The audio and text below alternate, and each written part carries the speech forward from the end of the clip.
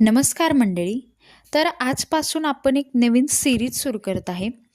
त्यामध्ये आपल्याला कायदा म्हणजे काय आणि आपल्या रोजच्या जीवनात कायद्यांचा कसा उपयोग होऊ शकतो किंवा त्याच्याबद्दल आपल्याला थोडीफार माहिती असणे गरजेचं आहे.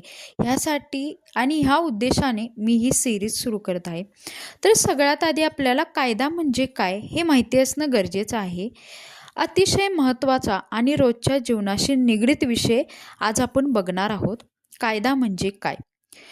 कायदा म्हणजे एक असे नियम प्रणाली जे समाजात शिस्त ठेवण्यासाठी आणि सर्व लोकांना न्याय मिळवून देण्यासाठी तयार केले जातात. उदाहरण घ्यायचं झालं तर रस्ता ओलांडताना सिग्नल लाल असेल तर थांबायचं, हा कायदा आहे. कोणाच्या मालमत्तेची चोरी करणं चुकीचं आहे, हे सुद्धा कायद्याने सांगितलं आहे. पण हे नियम कोण तयार करतो?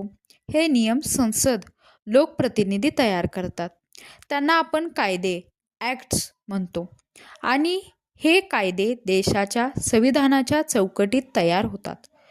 कायद्यांचे 3 मुख्य कामे असतात.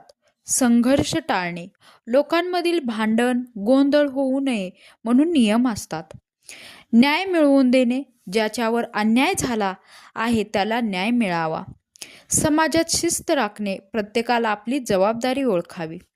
कायद्याचे प्रकार: फौजदारी कायदा, क्रिमिनल लॉ, गुन्हेगारीचे प्रकारांना लागणारे कायदे, उदाहरणार्थ चोरी, खून.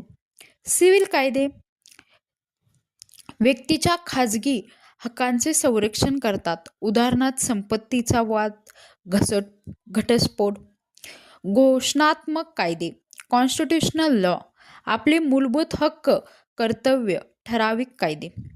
थोडक्यात कायदा म्हणजे काय? कायदा म्हणजे समाजाला एकाच सूत्रात बांधून ठेवणारी शिस्त, जी प्रत्येक व्यक्तीला हक्क आणि न्याय मिळवून देते. तर मंडळी, कायदा म्हणजे काय हे समजलं का? कमेंटमध्ये नक्की सांगा. आणि तसेच कायद्याशी संबंधित सोपे व्हिडिओ पाहण्यासाठी कानून मराठीला फॉलो करा. धन्यवाद.